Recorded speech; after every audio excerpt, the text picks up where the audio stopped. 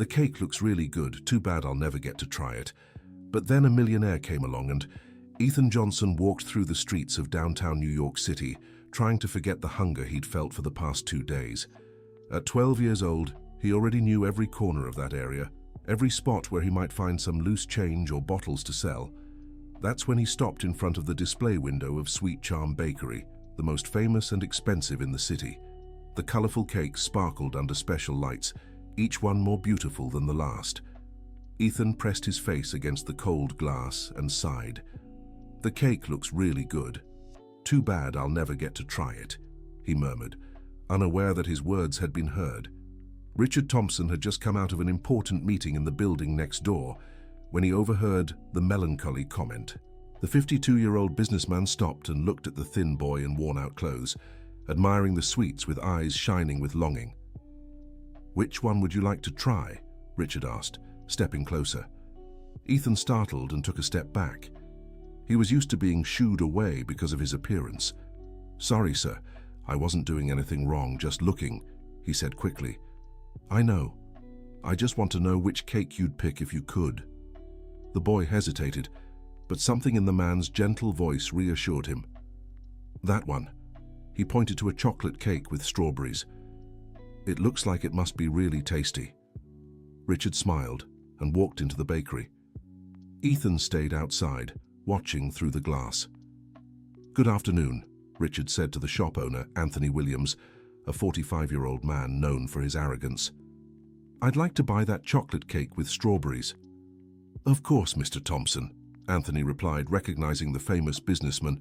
"Is it to go?" "Actually, it's for the boy outside." Anthony glanced through the window and his expression changed completely. "I'm sorry, Mr. Thompson, but I can't sell my products to that kind of person. It would hurt my bakery's reputation." Richard was taken aback by the response. "What do you mean, that kind of person?" "Well, sir, just look at him. He's clearly a street kid. My clients are distinguished people. If I start serving just anyone, I'll lose my customer base. But I'm the one buying it. It's my money. I understand your good intentions, Mr. Thompson, but I have to think about my business. I can't allow it." Richard felt indignation rising inside him. Throughout his years as a businessman, he'd always tried to help those less fortunate, but he'd never witnessed such blatant discrimination.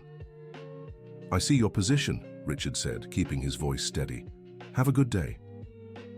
As he left the bakery, he found Ethan still standing on the sidewalk, head down. "Couldn't buy it?" the boy asked. "Unfortunately, no, but this isn't over." Ethan shrugged, used to disappointment. "It's okay, sir. I knew it wouldn't work out. Thanks for trying." The boy started to walk away, but Richard called him back. "Wait a minute. What's your name?" "Ethan, sir." "Ethan, do you live around here?"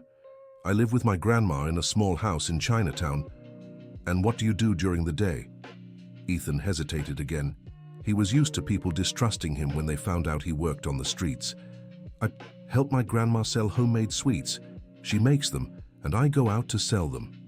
Richard was intrigued. "Homemade sweets? What kind?"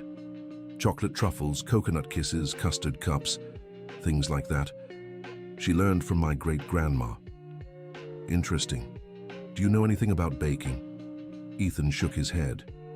"A little. I always watch her make them. Sometimes she lets me help." Richard got an idea. "Ethan, how about you show me where you sell these sweets? I'd really like to try them." The boy was surprised. No one had ever shown real interest in his life before. "Really, sir? You actually want to try Grandma's sweets?" "Of course I do. My name is Richard, by the way." Dear listener, if you're enjoying the story, don't forget to like and especially subscribe to the channel. It really helps those of us just starting out. Now, back to the story. They walked together through the busy streets until they reached the Chinatown neighborhood. Ethan lived in a simple 2-room house with his grandmother, Grandma Ruth, a 70-year-old woman with graying hair and a warm smile. "Grandma, this is Mr. Richard," Ethan introduced. "He wants to try your sweets." Grandma Ruth was suspicious. It was rare for well-dressed people to show up at her house. "Good afternoon, Mrs. Ruth," Richard greeted politely. "Ethan told me you make delicious sweets." "I do, sir. But they're simple sweets, nothing fancy." "The best sweets are always the simple ones," Richard replied sincerely. Grandma Ruth served a tray with her treats. Richard tried a chocolate truffle and his eyes widened. "This is amazing. What's the secret?" "Oh, Mr. Richard, this is a family recipe. My grandmother taught me, I taught my daughter, and now I'm teaching Ethan." "Mrs. Ruth, have you ever thought about selling these sweets in a bakery?" She laughed. "What bakery would want my homemade treats, Mr. Richard? Those places are for rich folks." Richard grew thoughtful. There was something special about those sweets, a quality many expensive bakeries couldn't match. "Mrs. Ruth, would you allow me to teach Ethan some professional baking techniques? I have a fully equipped kitchen at home." Grandma Ruth and Ethan exchanged surprised glances. "Teach him what, sir?" "Advanced baking techniques. Ethan shows natural talent, and with a little technical knowledge, he could create incredible things." "But why would you do that?" Grandma Ruth asked, suspicious. Richard took a moment before answering. "Because I believe everyone deserves a chance, and because I see potential in Ethan." Grandma Ruth looked at her grandson, whose eyes were shining with hope. "Grandma, please. I promise I'll keep helping with everything at home." "I don't know, Ethan. These rich people things, it could cause trouble." "Mrs. Ruth," Richard interjected, "how about we start slow? Ethan can come to my house 2 days a week, just for a few hours. You can come along if you'd like." After much thought, Grandma Ruth agreed, but with conditions. "All right, Mr. Richard, but I'm taking Ethan the first time, and if I don't like something, we stop right then and there." 2 days later, Richard picked up Grandma Ruth and Ethan from their home. His residence in the Upper East Side left them both in awe. It was a large house with a full professional kitchen. "Good heavens," Grandma Ruth murmured, looking at the equipment. "Grandma, look at all these different things," Ethan said, amazed. Richard started by showing them the basic tools. Ethan soaked up every bit of information like a sponge. When it was time to get hands-on, the boy showed impressive natural skill. "Ethan, where did you learn to handle dough like that?" Richard asked, watching the boy's perfect technique. "By watching my dad," Ethan said quietly.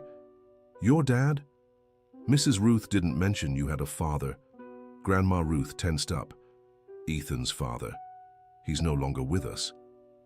Richard realized it was a sensitive topic and didn't press further, but he was curious about Ethan's natural talent.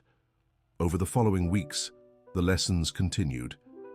Ethan learned quickly and always brought creative ideas to enhance his grandmother's traditional recipes.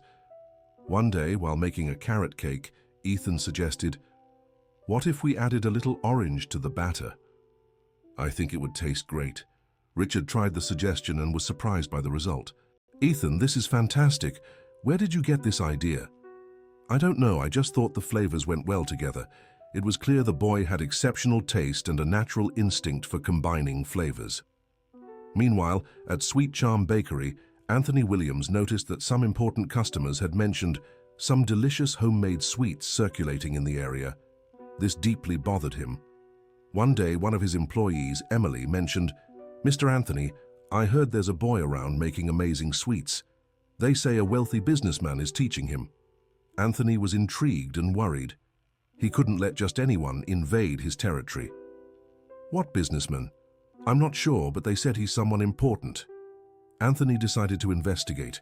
It wouldn't be hard to find out who was behind those homemade sweets gaining fame. Meanwhile, Richard and Ethan continued their lessons. The boy had created a special version of his grandmother's traditional brigadeiro, adding professional techniques he had learned. "Richard, I think I did it," said Ethan proudly, showing his creation. Richard tasted it and was impressed. It was a brigadeiro, but with a completely unique texture and flavor. "Ethan, this is on par with international bakeries. How did you do it?" "I used Grandma's base recipe but applied that chocolate tempering technique you taught me. And I added a touch of fleur de sel." Richard realized he was witnessing truly special talent. Ethan didn't just follow recipes, he understood and improved them. "Ethan, how about entering an amateur baking contest? There's one held every year here in New York City." The boy's eyes lit up. "Really? I could enter?" "Of course. I'm sure you'd do great." When they told Grandma Ruth about the contest, she was apprehensive. "I don't know, Ethan. Those competitions are for people who've studied, who have diplomas." "Grandma, it's for amateurs." Anyone can enter, Ethan explained. And I'll be there to support him every step of the way, Richard added. Grandma Ruth reluctantly agreed, but still had doubts. When Anthony Williams found out Richard Thompson was teaching baking to a poor boy, he was furious. He knew Richard by sight and was aware of his influence in the city. How dare he do this, he muttered to himself. First, he wants me to serve all kinds of people in my bakery. Now he's creating competition. Anthony decided he needed to take action. His bakery had been the most prestigious in the area for 15 years, and he wouldn't let that change. The next day, Anthony showed up at Grandma Ruth's house. Good afternoon, Ma'am. I'm Anthony Williams, owner of Sweet Charm Bakery. Grandma Ruth was surprised. Good afternoon, sir. How can I help you? I heard your grandson has a talent for baking. Yes, sir. He's learning from a very good teacher. Well, that's exactly what I came to talk about. I'd like to offer him a chance to work at my bakery. Grandma Ruth was confused. Work? But he's still a child. As an apprentice, of course. It would be a unique opportunity for him to learn from real professionals. When Ethan came home from school and heard the offer, he was torn. Grandma, but I like learning from Richard. Ethan, think about it. This man has a real bakery. It might be a better opportunity. Anthony noticed the hesitation and pressed further. Besides, I'd pay a monthly amount to your family. I know you could use it. Grandma Ruth was tempted. The money would really help, especially for her medicine. How long do we have to think about it? Until tomorrow night. It's a limited time offer. Dear listener, if you're enjoying the story, please take a moment to like and especially subscribe to the channel. It helps us a lot as we're just starting out. Now continuing, that night Ethan barely slept. He was torn between his loyalty to Richard, who had believed in him from the beginning, and the opportunity to help his grandmother financially. The next morning, during his lesson with Richard, Ethan was clearly distracted. Is something bothering you? Richard asked. Ethan told him about Anthony's offer. Richard was surprised but didn't show it. And what do you want to do? I don't know. On one hand, I want to keep learning from you. On the other, my grandma needs money for her medicine. Richard thought for a moment. Ethan, the decision is yours, but remember, the option that seems easiest isn't always the best in the long run. What do you mean? Anthony Williams owns a famous bakery, that's true, but he's also known for being very strict with employees. Are you sure you'd really learn from him? Ethan grew even more confused. So you think I shouldn't accept? I'm not saying that. I'm telling you to think carefully. If you choose to work with him, I'll respect your decision, but know that my door will always be open to you. That afternoon, Ethan talked at length with Grandma Ruth. Grandma, what do you think I should do? My dear, this is a very important decision. Mr. Richard has been so good to you, but this other man is offering money. But what if I don't learn well there? Ethan, you're smart and talented. I'm sure you'll do well anywhere.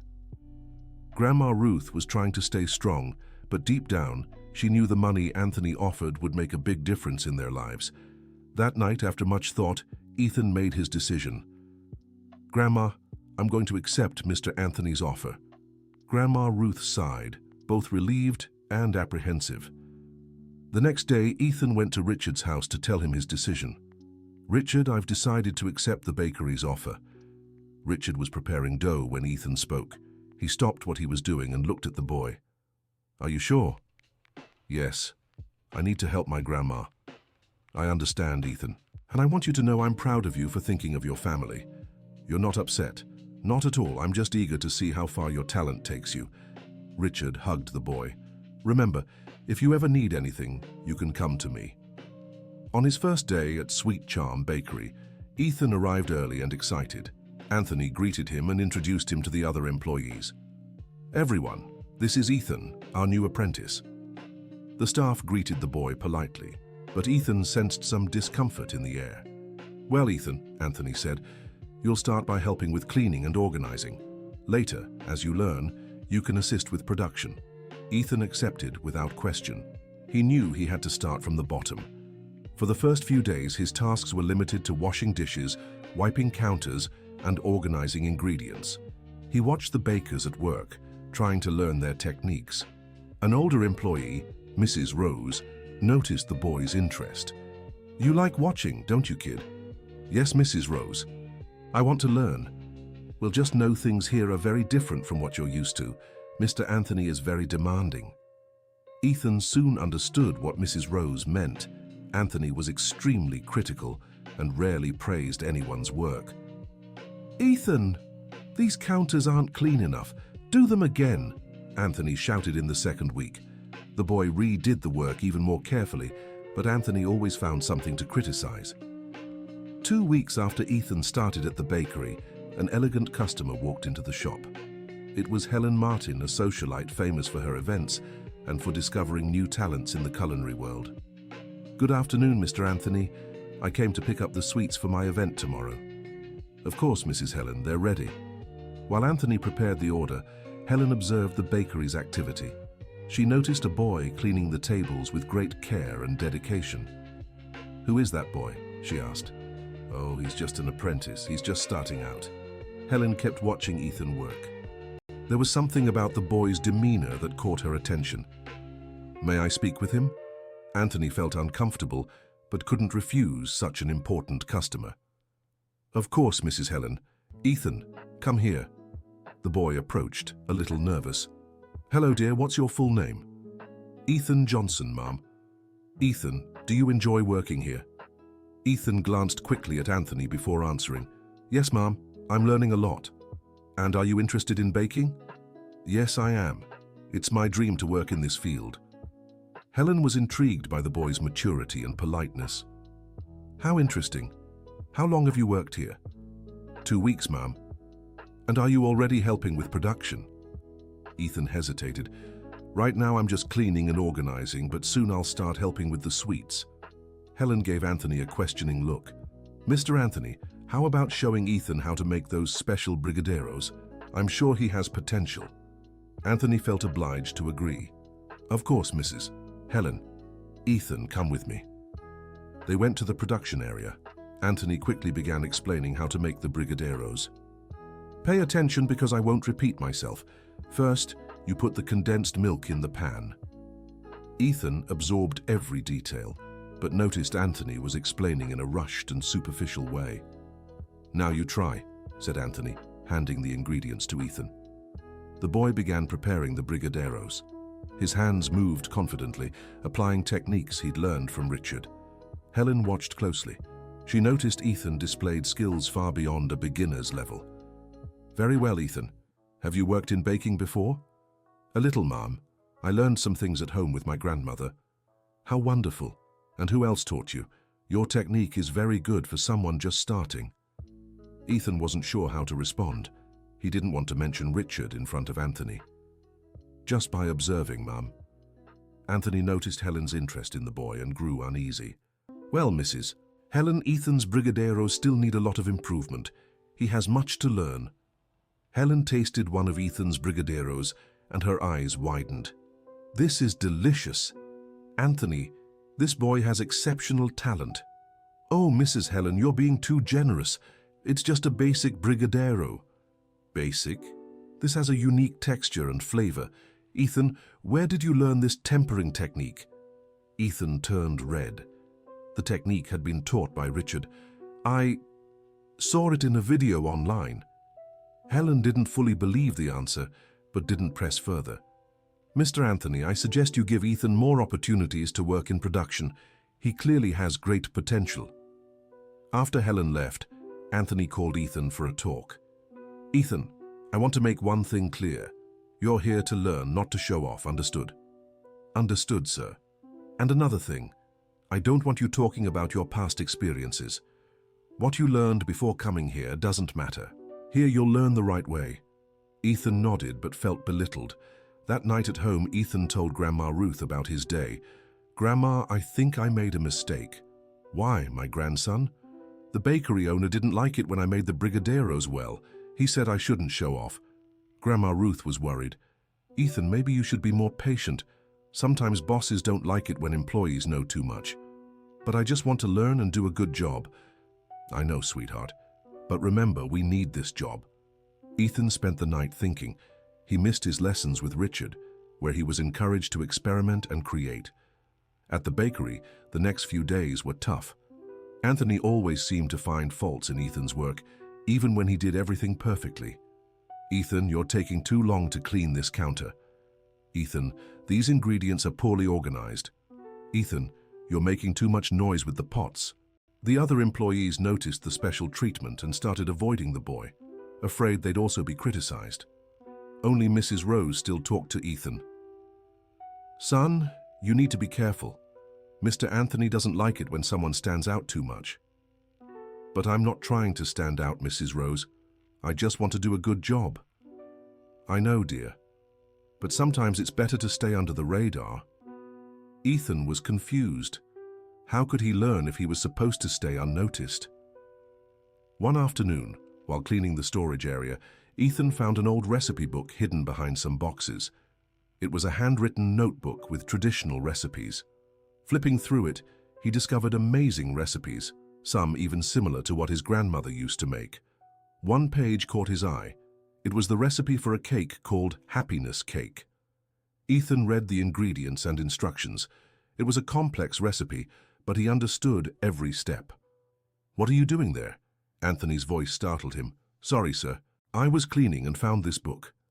Anthony snatched the notebook from Ethan's hands. "This isn't for you to touch, and you shouldn't be snooping where you don't belong." "Sorry, sir. I didn't know I couldn't." "Well, now you know. You're here to clean and obey, not to read things you don't understand." Anthony locked the book in a cabinet. Ethan felt humiliated. He couldn't understand why Anthony treated him with such hostility. That night, he decided to do something he hadn't done in weeks: visit Richard. "Ethan, what a wonderful surprise," Richard said as he opened the door. "How are you?" "Hi, Richard. Can I talk to you?" "Of course. Come in." They sat in the kitchen, where Ethan had spent so many happy hours learning. "How's the job at the bakery going?" Ethan told him about all the difficulties he was facing. "Richard, I think I made a mistake. Mr. Anthony barely lets me do anything, and when I do something well, he gets angry." Richard listened carefully. "Ethan, do you remember what we talked about? How the easiest option isn't always the best?" "I do." "Well, that's exactly what's happening. Anthony Williams has a famous bakery, but that doesn't mean he's a good teacher." "What do I do now? My grandma needs the money." Richard thought for a moment. "How about we talk to your grandma? Maybe we can find a solution." The next day, Richard went to Grandma Ruth's house. He found her worried. "Mr. Richard, Ethan came home very sad yesterday. He said he's having trouble at work." "That's exactly what I came to talk to you about. I have a proposal." "What kind of proposal?" "I'd like to offer Ethan a scholarship. I'd pay him the same amount he earns at the bakery, but he'd come back to take lessons with me." Grandma Ruth was surprised. "But why would you do that?" "Because I believe in his potential, Grandma Ruth. Ethan has a rare talent, and it's being wasted at that bakery." "I don't know. Ethan already made a commitment." "I understand, but did you see how unhappy he is?" Grandma Ruth knew Richard was right. Ethan wasn't the same cheerful boy he used to be. "Let me talk to him." When Ethan came back from the bakery that afternoon, Grandma Ruth told him about Richard's proposal. "What do you think, Ethan?" "Grandma, I really want to accept, but what about Mr. Anthony? He'll be furious." "Ethan, sometimes in life we have to make tough decisions. What matters is doing what's best for you." Ethan thought about the daily humiliation he endured at the bakery and the joy he felt learning from Richard. "Grandma, I want to go back to taking lessons with Richard." The next day, Ethan went to the bakery to announce his departure. Anthony was helping customers when he arrived. "Mr. Anthony, can I talk to you?" "Later, Ethan. I'm busy." Ethan waited until Anthony was free. "Mr. Anthony, I need to let you know I'm leaving the bakery." Anthony looked at him with contempt. "Leaving? Why, can't handle real work?" "That's not it, sir. A better opportunity came up for me." "What opportunity?" Ethan hesitated but decided to be honest. "I'm going back to studying baking with Mr. Richard Thompson." Anthony's face turned red with anger. "So that's it. You've been spying on me for that man." "No, sir, I never—" "Get out right now, and don't you dare come back." Ethan left the bakery feeling relieved, despite the embarrassment. Dear listener, if you're enjoying the story, don't forget to like and especially subscribe to the channel. It helps us a lot as we're just starting out. Now back to the story. Back in lessons with Richard, Ethan flourished again. His skills improved quickly and he created several original recipes. "Ethan, I have a surprise for you," Richard said one afternoon. "What surprise?" "Remember that baking competition we talked about? Registrations are still open." Ethan's eyes lit up. "Really? I can still enter?" "Of course. And I'm sure you have a real shot at winning." They began preparing intensely for the competition. Ethan developed a special recipe, combining modern techniques with the traditional flavors of his grandmother's sweets. 2 weeks before the competition, Helen Martin showed up at Richard's house. She'd heard about the lessons and wanted to see Ethan's work for herself. "Richard, I heard you're teaching baking to a talented young man." "It's true, Helen. Ethan is exceptional." "Is he the same boy I saw at Anthony's bakery?" "Exactly. Good thing he left. Anthony has no eye for real talent." Helen tasted Ethan's creations and was impressed. "Richard, this boy is truly special. You should enter him in the state baking competition." "State? But Ethan's still very young." "Age doesn't matter if he has talent, and from what I see here, he has plenty." Helen offered to mentor Ethan for the state competition, which was far more prestigious than the local one.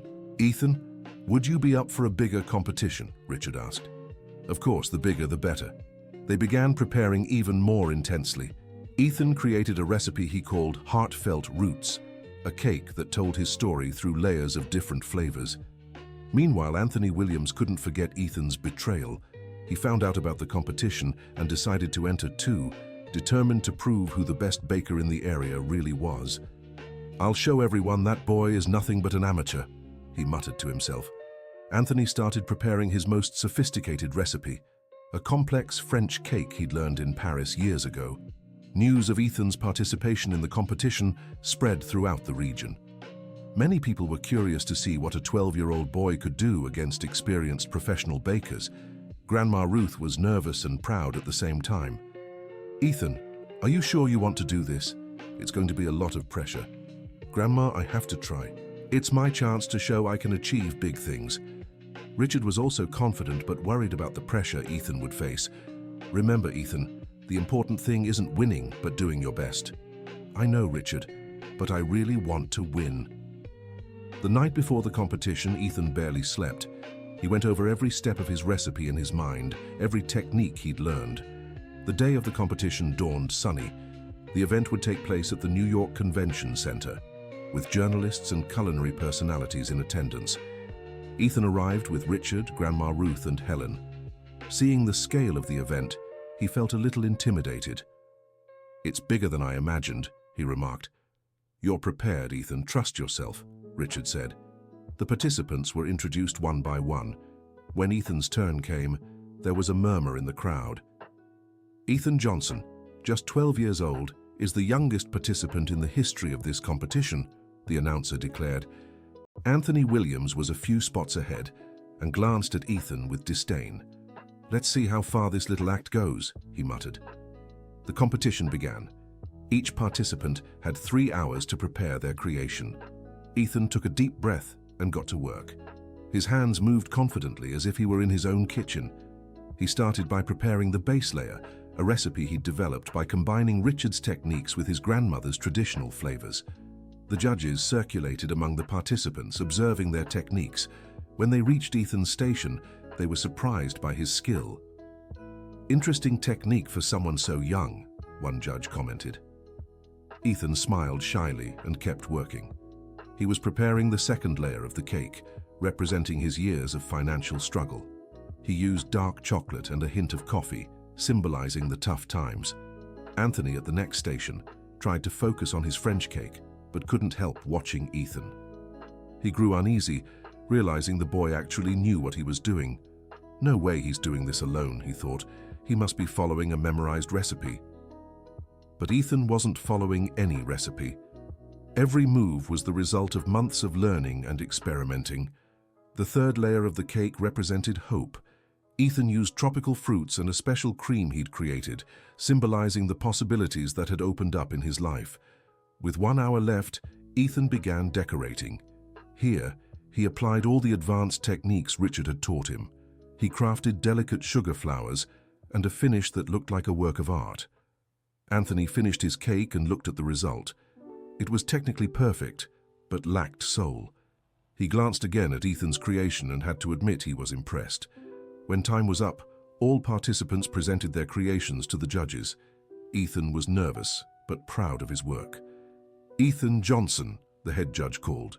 "Tell us about your creation." "Judges, I've created the heartfelt roots cake. Each layer tells a part of my story and my family's.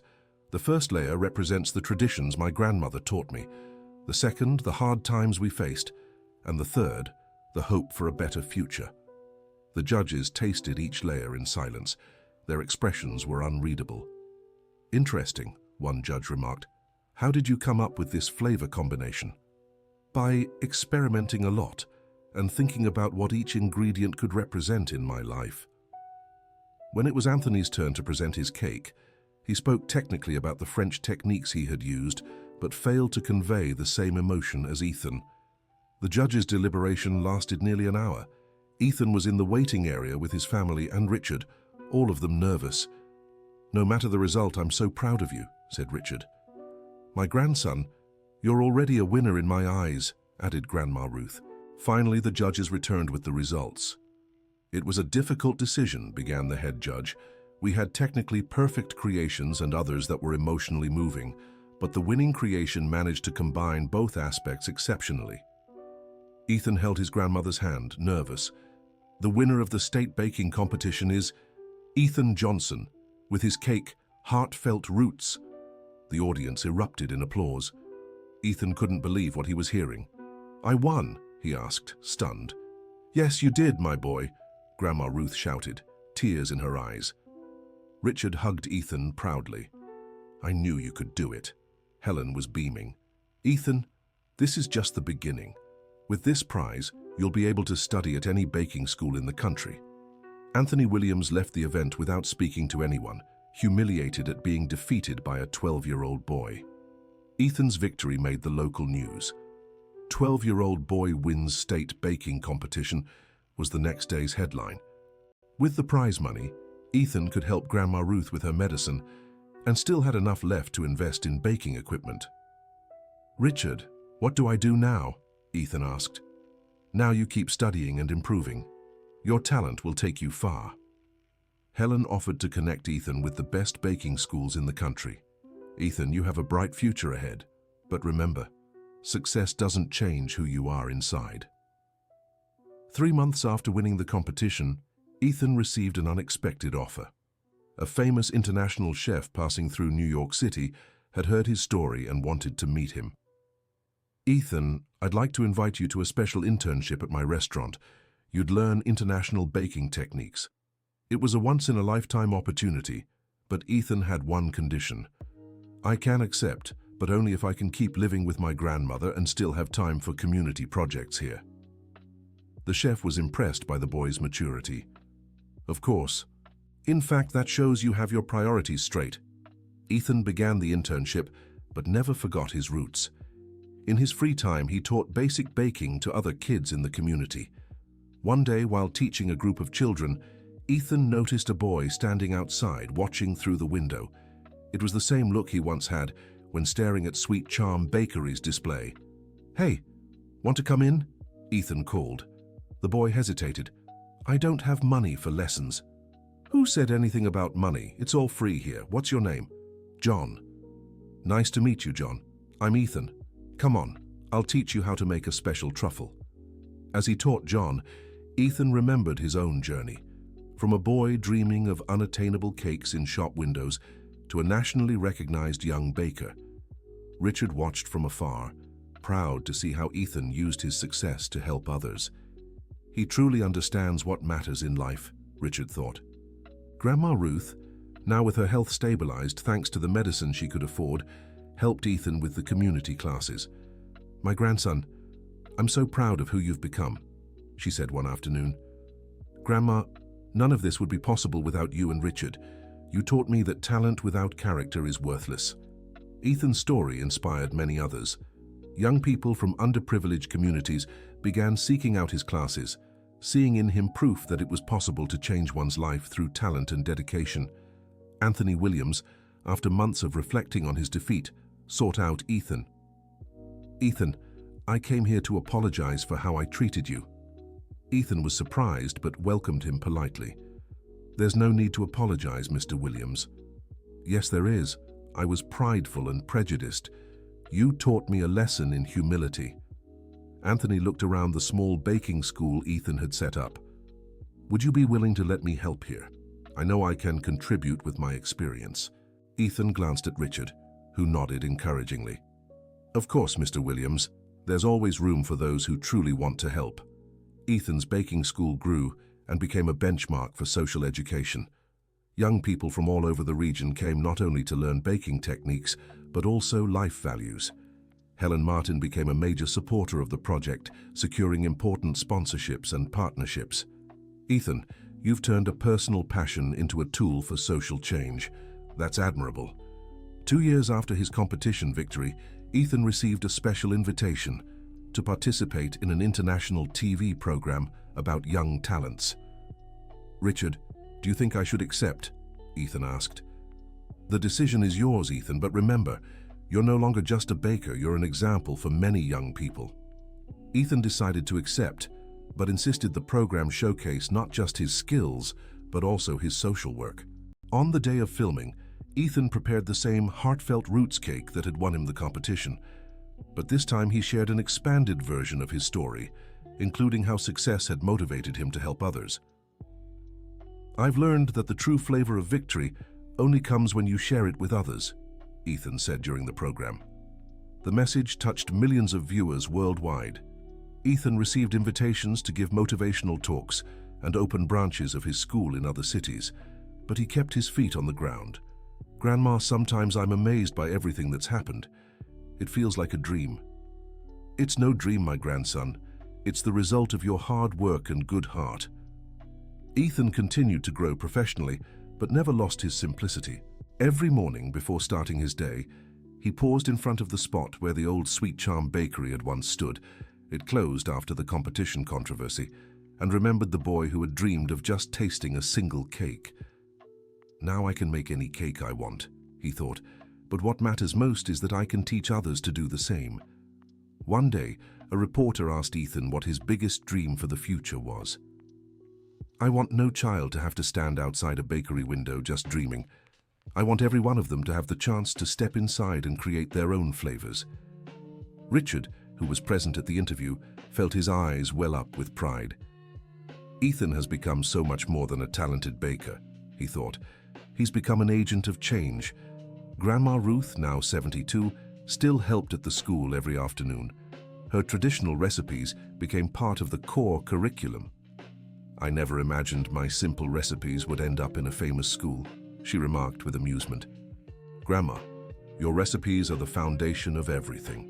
They taught me that the most important ingredient in any sweet is love," Ethan replied. Ethan's school became a model for similar projects in other countries. International delegations came to study its teaching methodology. "How do you manage to train not just bakers, but conscientious citizens?" asked a French educator. "By teaching that technique without purpose leads nowhere," Ethan answered. "Here, every recipe comes with a life lesson." Anthony Williams became one of the most beloved teachers at the school. His technical expertise, combined with his renewed humility, created the perfect match for Ethan's charisma. "Who would have thought my greatest baking lesson would come from someone I once tried to belittle?" Anthony reflected during a teachers' meeting. Helen Martin secured a full scholarship for Ethan to study baking in France, but he chose to stay in the United States. "Helen, my place is here. I can learn international techniques through exchanges, but my mission is right here." "Ethan, you're giving up a once-in-a-lifetime opportunity." "I'm not giving up anything. I'm choosing to multiply opportunities for others." Ethan's decision inspired other young talents to stay in their communities and develop local projects. 5 years after first gazing into the window of Sweet Charm Bakery, Ethan opened his own commercial bakery, But it wasn't just any bakery. "This bakery will have something special," he announced at the opening. 50% of the profits will be reinvested in scholarships for underprivileged youth." Heartfelt Roots Bakery became an instant success. People came not just for the delicious treats, but for the story behind every recipe. On opening day, a child approached the window and pressed her face against the glass, just as Ethan had done years before. "Can I come in?" the girl asked shyly. "Of course," Ethan replied, smiling. "Here, every child is welcome. Would you like to try a special chocolate truffle?" The girl's eyes sparkled just like Ethan's had on that distant day. "Yes, please." Ethan handed her the truffle and knelt to meet her eye level. "You know, I once stood outside a bakery window, dreaming of tasting a sweet treat too." "Really, what happened?" "Someone believed in me and taught me that dreams can come true if you work for them." The girl grinned. "So I can make my dreams come true too?" "Of course you can. And you know what? If you'd like, you can come here on Saturday afternoons. I teach baking classes for kids." "For free?" "For free. The only payment I ask is that you study hard in school." The girl ran off to tell her parents about her discovery. Richard, who'd witnessed the scene, approached Ethan. "Remember when I asked you which cake you'd choose if you could?" "I do. It was chocolate with strawberries." "And today, which would you pick?"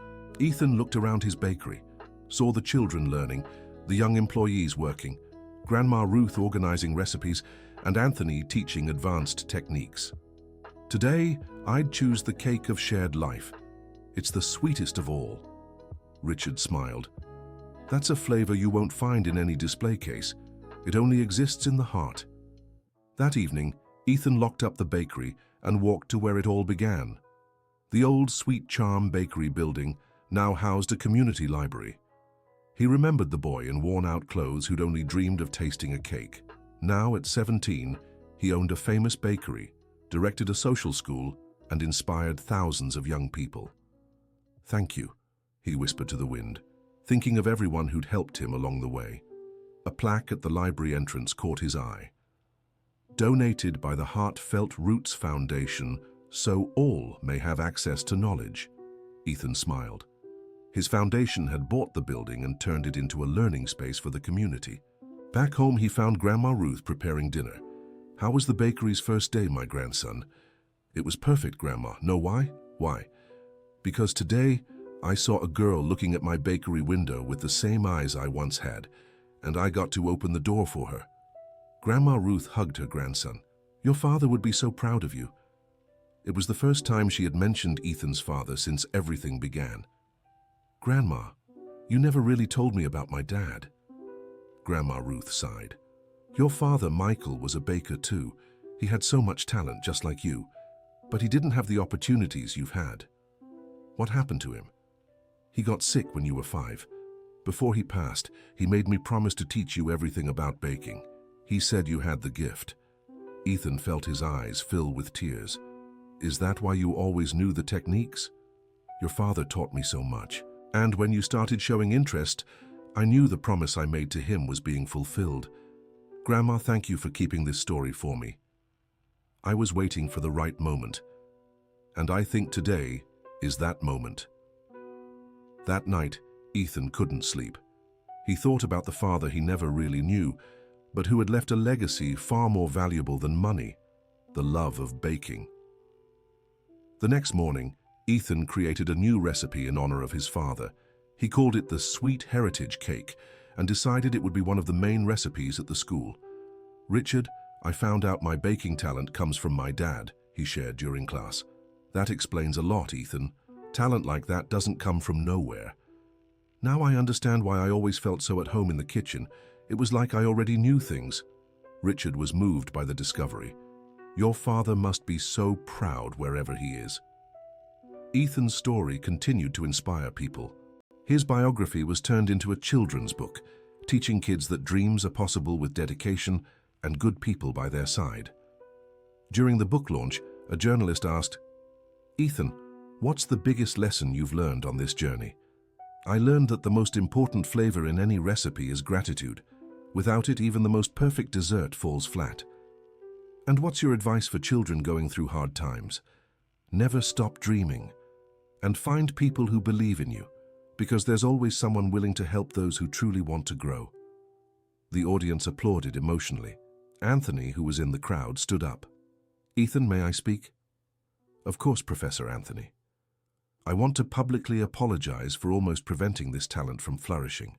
Ethan taught me that humility is the most important ingredient in any recipe for success. The audience clapped even louder. Helen also spoke up. Ethan represents a generation that isn't content with just individual success. He shows that true success is collective. At the end of the event, Ethan signed books for hundreds of children. For each one, he wrote a personalized message. For an 8-year-old girl, he wrote, "Dream big, work hard, be grateful." For a 10-year-old boy, "Your dreams don't have an expiration date." For a 15-year-old girl, "The secret ingredient in every recipe is love." By the end of the day, Ethan was exhausted but happy. "Richard, sometimes I still can't believe everything that's happened." Ethan, you deserve every achievement, but more importantly, you've used your success for good. You know what amazes me the most? What? That it all started with a simple sentence. "The cake looks really good. Too bad I'll never get to try it." Who knew those words would change my whole life? Words have power, Ethan, especially when heard by people with open hearts. Like yours, Richard, if you hadn't stopped to listen to me that day. But I did, and you seized the opportunity. That shows the kind of person you are. 10 years after that first encounter in the display window, Ethan Johnson had become one of the most respected figures in the United States in the field of social gastronomy. His network of schools had spread across 15 states, always upholding the same principle, teaching baking as a tool for social transformation. Grandma Ruth, now 82 years old, still oversees the traditional recipes in every location. "My grandma is the guardian of our essence," Ethan often says in his talks. Richard Thompson became the educational director of the network, developing innovative teaching methodologies. "Ethan turned my retirement into the most productive phase of my life," Richard jokes.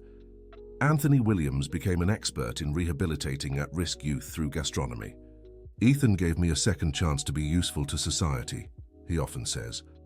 Helen Martin became the chair of the Foundation's board, using her influence to expand the project nationwide.